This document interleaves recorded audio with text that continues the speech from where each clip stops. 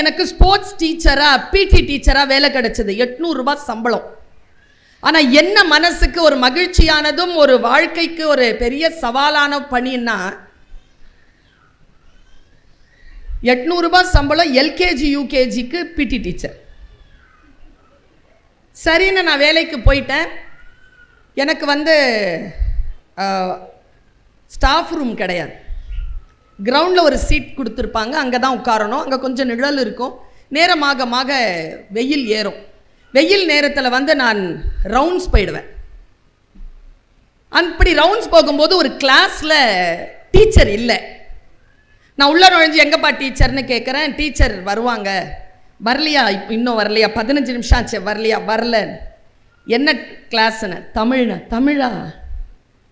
என்ன சப்ஜெக்ட் இப்போ எடுத்துட்டு இருக்கிறாங்க? திருக்குறளா? காட்டுங்க. எடுத்து பார்த்தா ஒழுக்கமுடைமை அதிகாரம், அதில் 4 குறள் நடத்தியிருக்காங்க. 5வது குறள் நான் நடத்தட்டுமான்னு கேட்குறேன். எல்லா பசங்களும் சிரித்து நடத்துங்கிறாங்க. தொடங்குறேன், டீச்சர் வந்துட்டாங்க. பிடி டீச்சர் தானே? எதுக்கு கையில் புக் வச்சுருக்கீங்க? வெளில போங்க. எல்லா குழந்தைகளும் சைலண்ட் ஆயிட்டாங்க. உங்களுக்கு தெரியாது, அந்த கிளாஸ் டீச்சர் சேர்ல இருந்து நான் நின்றுட்டு தான் இருந்தேன், உட்காரல. அங்கிருந்து கீழே இறங்கி நான் வெளியில் வருவதற்குள் என் ஈரலில் அமிலம் கலந்திருந்தது. அமிலம் கலந்தது அழுகையா இங்கே முட்டுது. ஆனால் நான் அது அழுகையாக அதை வெளியிடவில்லை, அப்படியே வச்சுக்கிட்டேன். உள்ள வச்சுக்கிட்டு அந்த வருஷம் 3 மாதம் தான் அங்கே வேலை செஞ்சேன். அந்த வருஷம் எனக்கு ரிசல்ட் வந்தது, யூஜிசியில் நான் கிளியர் பண்ணிட்டேன்ட்டு. அந்த யூஜிசி கிளியரன்ஸை கையில் வச்சுக்கிட்டு நான் ஒரு காலேஜில் போய் ஜாயின் பண்ணிட்டேன். 2 வருஷம் காலேஜில் வேலை செஞ்சுட்டு அந்த காசை எடுத்துகிட்டு ஃபீஸ் கட்டி நான் பிஹெச்டியாக வந்தேன். பிஹெச்டி ஆன உடனே எனக்கு வேறொரு காலேஜ்லேருந்து அழைப்பு வந்தது. நான் உட்கார, என் பக்கத்தில் என்னை வெளியில் போகணுன்னு சொன்ன டீச்சரும் இன்டர்வியூக்கு உட்காந்துருக்காங்க. அப்போது 2 பேருக்குமே சீட் கிடச்சிருச்சு. அவங்க கேபினும் என் கேபினும் பக்கத்தில் உட்காந்துக்கிட்டு நாங்கள் தமிழ் வகுப்பு எடுக்கிறோம். ஆனால் என்ன ஒரு கூடுதல் நல்ல விஷயம்னா, நான் பிஹெச்டி முன்னால் முடிச்சிருந்ததுனால எனக்கு அவங்க 19 ஆண்டுகள் ஜூனியராக வேலை செஞ்சாங்க. ஆனால் பிறகு அவர்களை ஹெட் ஆஃப் த டிபார்ட்மெண்ட் ஆக்கி நாங்கள் அழகு பார்த்தோம். மிக நல்ல பெண்மணி அவர். அவருக்கு கீழே 2 ஆண்டுகள் நான் பணியாற்றினேன். நான் இதை ஏன் சொல்லுகிறேன் என்றால், இது எல்லாம் நடந்து முடிஞ்சு 2025 ஜூன் மாதத்தில் நான் head of the department of justice Basheer Ahmed Sayeed ஆகிறேன். அவங்க ரிட்டையர்ட் ஆகிட்டு போயிட்டாங்க. நான் ஹெட் ஆஃப் த டிபார்ட்மெண்ட்டாக உட்கார்றேன். உட்கார்ந்த 1 மாதத்துலங்க எனக்கு அரசாங்க ஆணை ஒன்று வருகிறது தமிழ்ச்செல்வி அவர்களே. அந்த அரசாங்க ஆணையில் என்ன சொல்லி இருந்தது என்றால், நீங்கள் இன்று முதல் வருகின்ற 3 ஆண்டுகளுக்கும் அதற்கு பிறகான சில ஆண்டுகளுக்கும் தமிழ்நாடு அரசின் கீழே இயங்குகின்ற தமிழ் வளர்ச்சி துறையில் உலகத் தமிழ்ச் சங்கம் என்கின்ற தமிழ்நாடு அரசு நிறுவனத்திற்கு துணைத் தலைவராகவும் இயக்குனராகவும் உங்களை நியமித்திருக்கிறோம். இது உங்கள் பணியாணை என்று வந்தது. பென்சிலிலிருந்து தொடங்கிய என்னுடைய பயணம் தமிழின் மீது கொண்ட மாறாத அன்பின் காரணமாக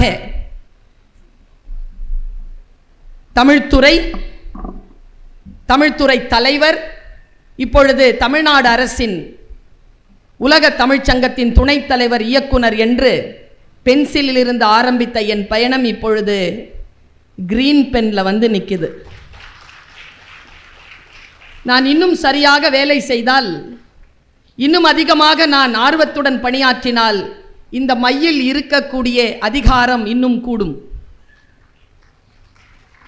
குழந்தைகளே, இளைஞர்களே, யாரோ ஒருவர் பேசிவிடுகிறார்கள், அந்த சொல் நம் இதயத்தை பாதித்து விடுகிறது. எப்பொழுது அந்த சொல்லை நாம் வைரம் பாய்ந்த ஒரு மிக ஆழமான வெட்டுதலை கொண்ட ஒரு வாய்ப்பாக நம்முடைய வாழ்க்கையில் மாற்றிக்கொள்ளுகிறோமோ, இந்த பிரபஞ்சம் உங்களுக்கு முன்னால் தலை சாய்த்து நீங்கள் என்னையெல்லாம் கருதி இருக்கிறீர்களோ அதையெல்லாம் நீங்கள் இந்த உலகத்தில் உயிரோடு இருக்கின்ற வரைக்குமே நிகழ்த்தி காட்டிவிடும் என்கின்ற ரகசியத்தை உங்களுக்காக சொல்லுவதற்காக இவ்வளவு பிரயத்தனப்பட்டு நான் இங்கே நிற்கிறேன். சொற்களை கவனமாக கேட்டுக்கொள்ளுங்கள். உங்கள் மத்தியில் நான் ஒரு 10 விதிகளை சொல்கிறேன். எதுவாக வேண்டுமானாலும் நீங்கள் இருக்கலாம். ஆனால் ஒருபோதும் உங்கள் ஆழ் மனதில் இருந்து அந்த நம்பிக்கை நட்சத்திரத்தை மட்டும் வெளிச்சத்திலிருந்து அணைய விட்டு விடாதீர்கள். அந்த வெளிச்சம் இருக்கிறது இல்லையா, அந்த பலம் உங்களை மிக உயர்ந்த இடத்தில் கொண்டு போய் வைக்கும். நான் ஒரு நாட்டிற்கு பேச போகிறேன். அந்த நாட்டிலே ஃப்ளட், அமெரிக்கா. நான் பேச போகின்ற அந்த இடத்திலே ஃப்ளட்டுங்கிறதுனால நிறுத்திட்டாங்க ப்ரோக்ராம். 2 நாள் நான் ஃப்ரீயாக இருக்கிறேன். இது கனடா நாட்டில் இருக்கிற ஒரு நண்பருக்கு தெரியுது. அவர் சொல்லுகிறார், நீங்கள் ஏன் இந்த 2 நாட்கள் கனடா வரக்கூடாது? என்கிட்ட விசா இருக்கு, சரி போகலாம் அப்படின்ட்டு நான் போகிறேன். நான் ஏன் அதை இங்கே சொல்கிறேன்னா, ஒருவேளை இங்கே இருக்கக்கூடிய யாரோ ஒருவருக்கு இது பயன்படலாம். அந்த ஒருவருக்கு பயன்பட்டாலே நான் இவ்வளவு துயரப்பட்டு துன்பப்பட்டு வந்ததற்கான பரிசு எனக்கு கிடைத்துவிடும் என்பதற்காக சொல்லுகிறேன். என்னன்னா, 63 இளைஞர்கள் இந்தியாவிலிருந்தும் இலங்கையிலிருந்தும் 2024ஆம் ஆண்டின் ஆகஸ்ட் மாதம் வரைக்கும் தற்கொலை செய்திருக்கிறார். மிஸ்டர் தமிழ் கனடா என்கின்ற அமைப்பு, அதிலே ஒருவர் அந்த பிணங்களுக்கு அலங்காரம் செய்து தரக்கூடிய அந்த வேலையில் இருக்கக்கூடியவருக்கு தெரியுது, இதில் அவர் செய்த அந்த பிண அலங்காரங்களில் 63 அலங்காரங்கள் இளைஞர்களுக்கானது, அதுவும் இந்திய இலங்கை தமிழ் இளைஞர்களுக்கானதுன்னு சொன்ன உடனே அவர் ஒரு குரூப்பை ஏற்படுத்துகிறார். அந்த ஏற்பாட்டில் இன்னர் ஹார்மனிங்கிற தலைப்பில் என்னை பேச கூப்பிடுறாங்க. மனதளவில் ஆழ் மனதில் அமைதி உருவது, இது எனக்கு கொடுக்கப்பட்ட தலைப்பு. நான் போகிறேன். 150 பேர் வந்திருக்கிறாங்க. அது ஒரு க்ளோஸ்ட் ஆடிட்டோரியம், டிக்கெட் ப்ரோக்ராம், உட்காந்து ப்ரோக்ராம் நடத்துகிறேன். நான் பேசி முடிச்சிட்டேன். நான் ஒரு 45 மினிட்ஸ் பேசினேன். 18 பாயிண்ட்ஸ் பேசியிருக்கிறேன். நான் இப்போ சொன்னேன்ல 10 பாயிண்ட்னு சொன்னல, அந்த மாதிரி 18 பாயிண்ட்ஸ் பேசியிருக்கேன். 18 பாயிண்ட்ஸ் பேசிட்டு மூடிட்டேன். மூடிட்டு நேராக பேக் ஸ்டேஜ் இப்படி உட்கார்றேன். அத்தனை கூட்டத்துலேருந்து ஒரு பொண்ணு வரா, ஸ்லீக் பேண்ட் போட்டிருக்கா, ஒரு ப்ளூ கலர் ஷர்ட். அந்த ஷர்ட் நான் நீட்டாக இன்சர்ட் பண்ணியிருக்கா. ஒரு 45 இயர்ஸ் இருக்கா, நான் அப்படி தெரியலை. She looks so young and so beautiful.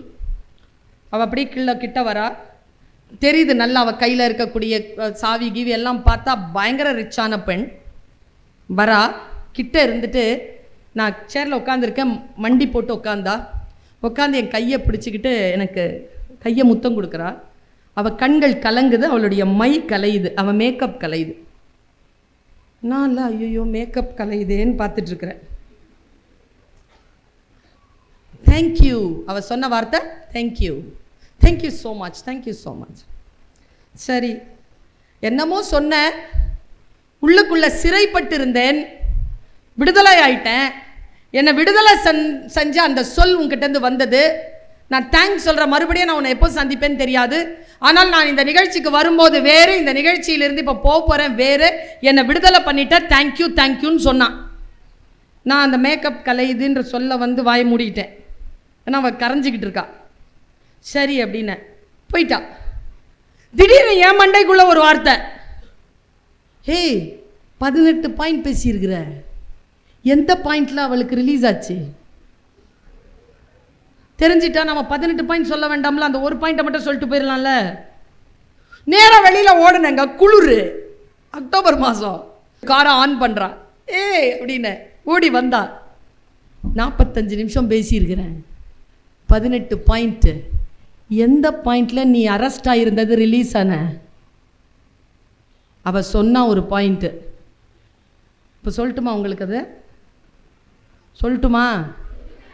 நான் இப்படி ஒன்று கேட்டேன்னா ஒரு புக் ஃபேரில் சொல்லுங்கன்னு சொன்னாங்களா, சொன்னேன்னா சொல்லி முடிச்சுட்டு வண்டியில் ஏறுறேன். போய் 2 அம்மா என்கிட்ட வந்தது, ஏதோ பாயிண்ட்டு சொல்கிறேன்னு சொன்னீங்களே, சொல்லவே இல்லையா, சொல்லுங்க. அதனால கற்பூரம் மாதிரி ஏற்றுனா அப்படி பிடிச்சிக்கணும், சரியா? அப்படி வேற ஏதாவது யோசிச்சுட்டே இருக்கக்கூடாது. சொல் அப்படி கடந்து போயிடும், எதுவுமே சொல்லாத மாதிரி இருக்கும். பாருங்க, இதுதான் நான் சொன்ன காட்சி. அந்த பெண் 8 ஆண்டுகளாக ஏதோ உள்ள அடப்பட்டு இருந்திருக்கு. அதை அவள் விடுதலை பண்ணிக்கிட்டா. நீங்களோ அடைப்பட்டு இருந்தீர்கள் என்றால் விடுதலை பெற்றுக்கொள்ளுங்கள். உங்களை சொக்க வைக்கும் ஒரு சொல் இதோ சொல்லுவேன். ஒரு காடுங்கிறது காடு இல்லை, நம்ம வேலை செய்கிற இடம், புதுசாக கல்யாணம் பண்ணிட்டு போகிற வீடு, தெரு, பஸ்ஸு, எது வேணாலும் இருக்கலாம். ஓகேவா? ஒரு காடு, வாய்ப்பே இல்லை, வழியே தெரில, உள்ளே போயாச்சு. தனியாக நடக்கிறான் அந்த பையன். திடீர்னு பார்த்தா ஒரு பாம்பு புத்து. ஐயோ, பாம்பு புத்துன்னு தோணிட்டு குனிஞ்சுக்கிட்டே கடந்துட்டான். கடக்கிறதுக்குள்ளே உள்ளேருந்து பாம்பு வெளில வந்துருச்சு. அந்த புத்துலேருந்து பாம்பு வந்து அரவம்னு பேர். அதுக்கு அரவம்னா சத்தம்னு பேர். சத்தத்தை கேட்டு வெளில வந்துருச்சு அந்த நாகப்பாம்பு. அப்படியே திரும்பி இவனை பார்த்துருச்சு. இவன் பாம்பை பார்க்கல, நடக்கிறான். சரசரன்னு சத்தம், பக்கத்தில் பாம்பு ஊறி வந்துக்கிட்டு இருக்கு. கூட தப்பி ஓட முடியாது, வழி தெரியாது, திரும்பி போக முடியாது. போய்கிட்டே இருக்கிறான். நாமளும் போகிறோம். பாம்பு கூடவே வருது. கூடவே வந்து ஒரு பாறையில் ஏறி அவன் அங்கே இறங்கணும். ஏறும்போது கரெக்டாக கால் குதிகாலில் கொத்திருச்சு. இப்போ வந்து விஷம் ஏறுது. அவன் அந்த பாம்பை பார்க்குறான். அந்த பாம்பு சரசரன்னு போயிடுச்சு. இப்போ நாம் எல்லாரும் தான் கொத்துப்பட்ட அந்த மனுஷன். இப்போ நமக்கு என்ன செய்யலாம்? நேராக அந்த பாம்பை தேடி போகலாம். என்ன சொல்லலான்னா, பாம்பே பாம்பே, நான் உன் வழிக்கு வரவே இல்லையே, நீதானே வந்தாய், நான் நீ வந்தாய் ஒன்றும் சொல்லவே இல்லையே, நீ ஏன் என்னை கொத்தினாய்? இந்த பாம்பு என்ன நீயா படமா? ஒரே ஜீவன் ஒன்றே உள்ளம், திரும்பி ஓடி வந்துட்டு உயிரத்துக்கு. பாம்பு கொத்திருச்சு. கொத்துன பாம்பு கிட்ட எந்த நீதியும் கிடைக்காது. அதனை தேடி நாம் போகக்கூடாது. ஒரு ஆப்ஷன் க்ளோஸ்ட். இன்னும் ஒரே ஆப்ஷன். விஷம் வச்சிருச்சுல்ல, உடம்புல ஏறுதுல, உயிரை காப்பாத்துறதுக்காக விஷ முறிவுக்கான மருந்தை தான் தேட முடியுமே தவிர பாம்புக்கு பின்னால் போகின்ற ஆப்ஷனுக்குள் போகாதீர்கள். யாரேனும் உங்களுக்கு துரோகம் செய்திருந்தால் அவர்களுக்கு பின்னால் போய், நீ ஏன் என்னை துரோகம் செய்தாய்? 8 ஆண்டுகளாக நான் நல்லாகத்தானே உன்னிடத்தில் வாழ்ந்தேன், பேசினேன், பழகினேன், இப்பொழுது மட்டும் ஏன் என்னை? போயிட்டான்ல, கொத்திட்டு போயிட்டான்ல. மருந்து பாரு, உயிரோடு இரு, செத்துறாத. இவ்வளோதான் உன்னை நீயே பாதுகாத்து கொள்வதற்கான ஒரு வழி. அது சொன்னதெல்லாம் அந்த பொண்ணு எங்கேயோ போய் சிக்கிட்டு இருந்திருக்கும் போல இருக்குது. போயிட்டானேன்ட்டு அது ரிலீஸ் ஆயிடுச்சு. சனியம் போனா போகுது, உடனே நம்ம மனசை நம்ம சரி பண்ணிப்போன்னு சொல்லிட்டு உருப்பட்டுட்டு வெளியில் போச்சு. சொல்லி படித்தான் வந்து சேரும். எனக்கு தெரியாது இங்கே யாருக்கு இந்த சொல் உதவும் என்று. துரோகம் இழைத்தவர்களையும், துன்பம் தருகின்றவர்களையும், துயரம் தருகின்றவர்களுக்கும் பின்னால் போய் உங்களுடைய வாழ்க்கையில் நியாயம் கேட்பதை நிறுத்திவிட்டு இன்றிலிருந்து சுயமரியாதையுடன் வாழத் தொடங்குங்கள். ஒரு அம்மா வருது, சூடா ஏதோ பிடிச்சிட்டு இருக்கு கையில. சூடா இருக்கு, இதை புடி அப்படின்ட்டு தன் மகளின் பெயரை அழைக்குது. மகள் வர அவளுக்கு 1 வயது இருக்கும். வந்தவ இப்படி புடி அப்படின்ன உடனே அது இப்படி நீட்டுது கைய. அந்த அம்மா சொல்லுது, இங்க இப்படி சூடா இருக்கு, இங்க இப்படி. மறுபடியும் இப்படி நீட்டு. மறுபடியும் சொல்லுது, இப்படி இப்படி வெயிட்டா இருக்கு, சீக்கிரம். மறுபடியும் இப்படி நீட்டுது. உங்களுக்கு தெரியும்ல, நம்ம அம்மாலாம் என்ன செய்வாங்க? காலையில் எழுப்பும்போது 6 மணிக்கு, தங்கம் ரோஜாப்பூ 6 மணி ஆயிடுச்சுடா தங்கமே, ஏந்திரிடா. ஏந்திரிக்க மாட்டோம். 10 நிமிஷம் கழிச்சு, ஏய் 6:10 ஆச்சு, 7:15 பஸ்ஸு, எழுந்துரு. 6:20 பெட்ஷீட்டை பிடிச்சி இழுத்து விட்றோம், ஃபேன் ஆஃப் பண்ணி விட்றோம். 6:30 எந்திரிக்கலன்னு வச்சுக்கோங்க, சத்தமாக ரேடியோ போட்டு விட்றோம். இதெல்லாம் எனக்கு நடந்தது. அதுக்கப்புறமா 6:45 எழுந்திரிக்கலன்னு வச்சுக்கோங்க, எங்கள் அம்மாவுக்கு சின்ன வயசுலேருந்தெல்லாம் எவ்வளோ கெட்ட வார்த்தை தெரியுமோ அத்தனை கெட்ட வார்த்தையும் அது சொல்லும். அந்த பொண்ணு இருங்கால, அந்த பிடிச்சிட்டுன்னு சொன்னால, அந்த பொண்ணு என்ன பண்ணுச்சு? புடினா இப்படி நீட்டுச்சா, கடைசியாக சத்தம் போட்டு திட்டின உடனே இல்லை அந்த பொண்ணு இப்படி பிடிச்சிது. இப்போ நான் இங்கே நிற்கிறேன், நிறுத்துறேன். அந்த பெண் சொல்ல சொல்ல சூடாக இருக்கிறது என்று தெரிந்தும் இப்படி கை நீட்டியது ஏன்? ஏன்? இப்போ நான் இருமுனேன்னா மாவட்ட ஆட்சியர் அதை கொஞ்சம் சீரியஸாக எடுத்துக்கிட்டாரா, ஒரு ஆளை கூப்பிட்டாரா, நேராக போய் அந்த ஸ்டவ்வை சுவிட்ச் ஆஃப் பண்ண சொன்னாரா? இதெல்லாம் நான் பேசிக்கிட்டே கவனிச்சிட்டேன்னா நீங்கள் என் பேச்சை கேட்காம அதை கவனிக்கிறீங்க.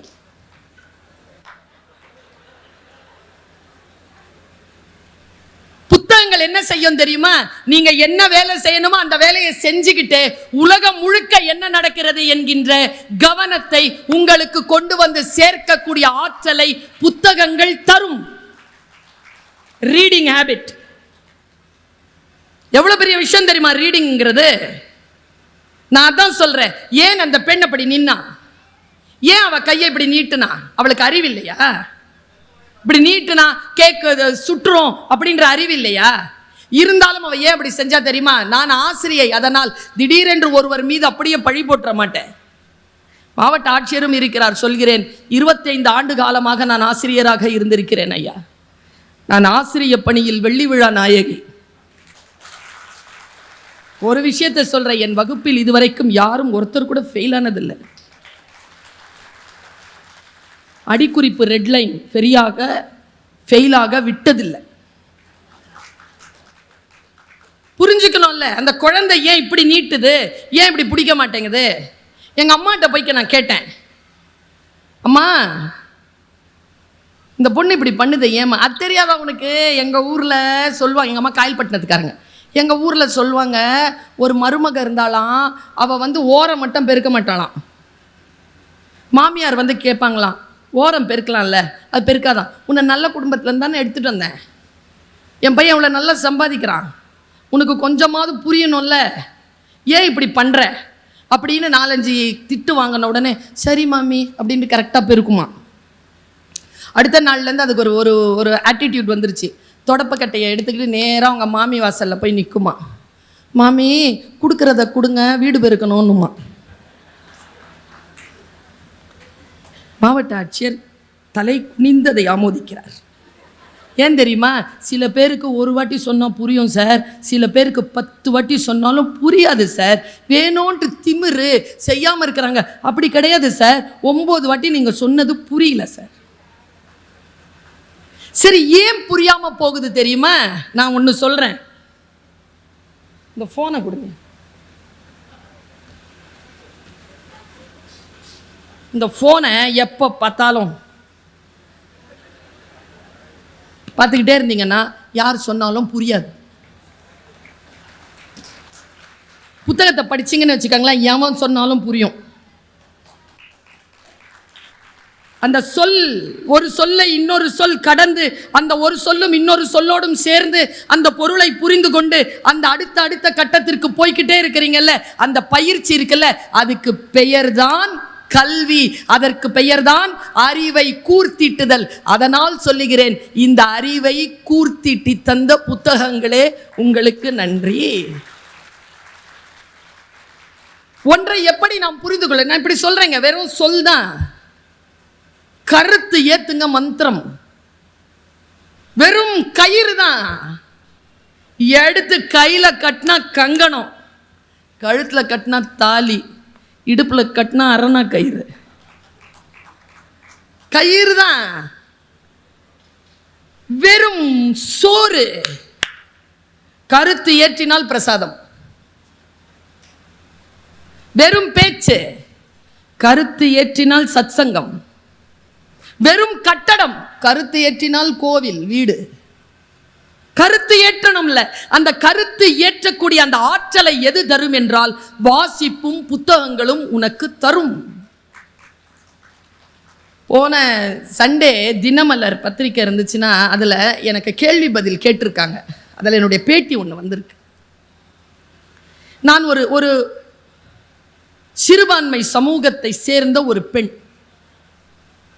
என்னுடைய வீட்டில் பேசக்கூடிய மொழி உருது. அப்பா உருது, அம்மா தமிழ் வழி. அவங்களுக்கு 9 வயசில் கல்யாணம் பண்ணி கூப்பிட்டு வந்துட்டாங்க. அதனால் அவங்களுக்கு உருது எழுத படிக்க தெரியும். எங்கள் அம்மாவுக்கு, எங்கள் அம்மா தமிழில் பேசுவாங்க, எங்கள் அம்மா தமிழில் பேசுவாங்க, எங்கள் அப்பா ஃபுல்லாக உருது தான் பேசுவார். கொஞ்சம் நினச்சி பார்த்தீங்களா, ஒரு பிற்படுத்தப்பட்ட சிறுபான்மை சமூகத்தில் உருது பேசுகின்ற ஒரு பெண் எப்படி இவ்வளவு பயணங்களை செய்து PhD வரைக்கும் வாங்கி இந்த மாதிரி உலகமெல்லாம் பயணம் செய்து உலக தமிழ் சங்கத்திற்கு துணைத் தலைவராக வந்து உட்கார்ந்திருக்கானா? என்ன பின்புலம் என்றால் அவள் வாசிப்பு. அவள் எந்த மதத்தை சார்ந்த ஒரே புத்தகத்தை வாசிப்பது இல்லை. அவள் எல்லாத்தையும் வாசிக்கிறாள். நான் பைபிள் வாசிக்கிறேன், நான் தேவார திருப்பதிகங்களை வாசிக்கிறேன், நான் குறள் வாசிக்கிறேன், நான் சங்க இலக்கியங்களை வாசிக்கிறேன். வாசிக்க வாசிக்க எனக்கு பொருள் புரிகிறது, ஒரு பேருண்மை புரிகிறது. என்ன தெரியுமா? ஒரு மதம், காத்திரமா சொல்றேன், நாம் புரிந்து கொள்ளாமல் யார் புரிந்து கொள்வது? எந்த மதமும் எடுத்துக்கோங்க, அதுக்குன்னு ஒரு புத்தகம் இருக்கும். புத்தகம் இல்லாமல் மதம் கிடையாது. மதவாதிகளுக்கே தெரிகிறது, இதை பரப்ப வேண்டும் என்றால் புத்தகத்தைத்தான் நாம் கையில் கொள்ள வேண்டும் என்று. புத்தகம் தான். ஒரு 10 நாளைக்கு முன்னால் ஒரு ரவிவர்மா ஓவியம் பார்த்தேன். ஒரு புக்கில் அழகாக போட்டிருக்கு.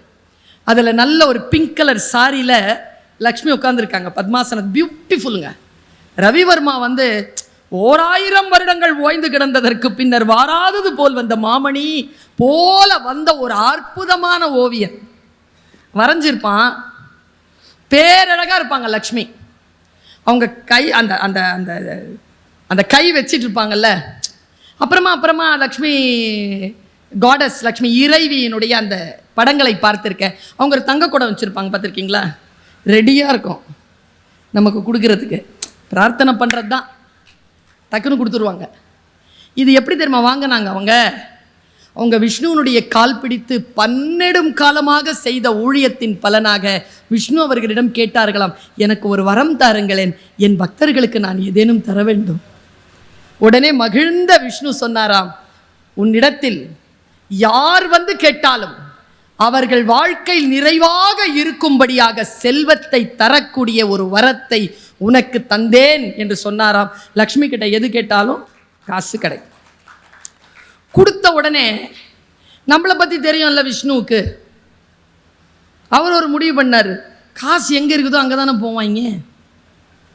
இப்போ நமக்கு ஒரு பைலா எழுதினார், நீ எவ்வளோ வேணாலும் கொடுத்துக்கலாம், நான் நினச்சா வாங்கிடுவேன் போட்டாரா. இதை பார்த்துட்டு இருந்தாங்க நம்ம காடஸ் சரஸ்வதி. நேராக தன்னுடைய கணவர்கிட்ட போனாங்க. லக்ஷ்மி வந்து அவங்களுடைய கணவர்கிட்ட கேட்டு ஒரு வரத்தை பெற்றுவிட்டார். நீங்களும் எனக்கு வரம் தாருங்க. என்ன? அவங்க வரத்தை விட கொஞ்சம் அதிகமாக இருக்கணும். அது பெண்களுக்கே ஒரு விஷயம் தான். நான் எப்போவுமே சொல்வேன், நமக்கு 8 புடினா அடுத்தவங்களுக்கு 10 புடி, நமக்கு 10 புடி வேணும். அவங்களுக்கு 10 புடி வந்துருச்சுன்னா நமக்கு 12 புடி செயின். கொஞ்சம் கூடுதலாக சொல்ல, நான் என்ன செல்வம், எல்லா செல்வத்திலும் செல்வத்துள் செல்வம் அச்செல்வம். அவங்க எவ்வளோ கொடுத்தாலும் அதுக்கெல்லாம் தலையாய செல்வமாகிய கல்வி செல்வத்தை உன்னை கேட்டால் தரும்படியாக நீ இரு அப்படின்னு உடனே அந்த அம்மா கம்முன்னு தான் இருந்தாங்களாம். போக மாட்டோமே, நம்ம போவோம். காசு கிடைக்கிற சாமி கிட்ட போவோமா, கல்வி கிடைக்கிற சாமி கிட்ட போவோமா? அவங்க அமைதியாகவே இருந்தாங்களாம். சரி, உனக்கு நான் ஒரு பைலா எழுதுறேன். லக்ஷ்மி கொடுத்ததை வேறு கடவுளர்கள் நினைத்தால் திரும்பி பெற்றுக்கொள்ளலாம். ஆனால் சரஸ்வதி, நீ கொடுக்கின்ற கல்வியை யாராலும் திரும்பி பெறவே முடியாதுன்னு ஒரு வரத்தை பெற்றுக்கொண்டாராம் சரஸ்வதி. எனக்கு நான் அந்த ஆச்சரியத்தோட அந்த ரவிவர்மாவனுடைய அடுத்த பக்கத்தை பார்க்குறேன். சரஸ்வதி உட்கார்ந்துருக்காங்க. ரவிவர்மாவின் சரஸ்வதி எப்படி உட்கார்ந்துருப்பாங்க தெரியுமா? எல்லாம் பத்மாசனத்தில் உட்கார்ந்துருக்க. ரவிவர்மா வரைந்த சரஸ்வதி மட்டும் கால் மேலே கால் போட்டுட்டு அப்படி உட்கார்ந்துருப்பாங்க. கற்றோருக்கு சென்ற இடமெல்லாம் சிறப்பு. இது எங்கிருந்து வரும்? இந்த ஆற்றல் எங்கிருந்து வரும்? நான் 31 நாடுகளுக்கு சுற்றி இருக்கிறேன். ஒரு டிக்கெட்டை கூட சொந்த செலவில் வாங்கினதில்லை. இப்போ வந்துட்டு போகிறதுக்கு கூட சார் தான் கொடுக்குறாரு. கற்றோருக்கு சென்றமிடமெல்லாம் சிறப்பு. நீங்கள் நினைக்கிறீர்களா, இவர் கல்வி கற்றவர், இவர் என்னுடைய வாழ்க்கைக்கு உயர்வதற்கான ஆசிரியராக இருக்கக்கூடியவர், இவர் வாழ்க்கையில் சான்றோராக இருக்கக்கூடியவர் என்கின்ற ஒரு அடையாளம் ஒரு மனிதனுக்கு போதும். அந்த அடையாளத்துடன் அவன் கடைசி வரைக்கும் இந்த சமூகத்தில் மிக உயர்ந்த நிலையில் வாழ்வான் என்ற அந்த வாழ்க்கையை கொடுக்கின்ற புத்தகங்களுக்கு நன்றி. வாசியுங்கள், புரிவது போல் வாசியுங்கள். வாசிக்கின்ற பொழுதெல்லாம் அது உங்களுக்கு புரிய வேண்டும். பல நேரங்களில் நாம் வாசிக்கக்கூடிய வார்த்தைகள் நமக்கு புரிவதில்லை, நாம் பார்க்கக்கூடிய காட்சிகள் நமக்கு தெரிவதில்லை. உங்க குழந்தை ஃபர்ஸ்ட் மார்க் வாங்கணும்னு நினைக்காதீங்க. புரியுதா, புரிஞ்சு படிக்குதா? ஒரு கேள்விக்கு அதற்கு அதன் மொழியில் தான் பதில் சொல்ல தெரியும். அந்த மொழி உங்கள் முதல் மதிப்பெண் எடுப்பதற்கு போதுமானதாக இல்லாமல் இருக்கலாம். என்னை போல நான் 10வது ரேங்க் தான் வாங்குவேன். முதல் ரேங்க் வாங்கின பெண் இன்னைக்கு எங்கே இருக்கான்னு தெரில. 10வது ரேங்க் வாங்கின நான் எங்கே இருக்கிறேன்னு முதல் ரேங்க் வாங்கின பொண்ணுக்கு தெரியும்.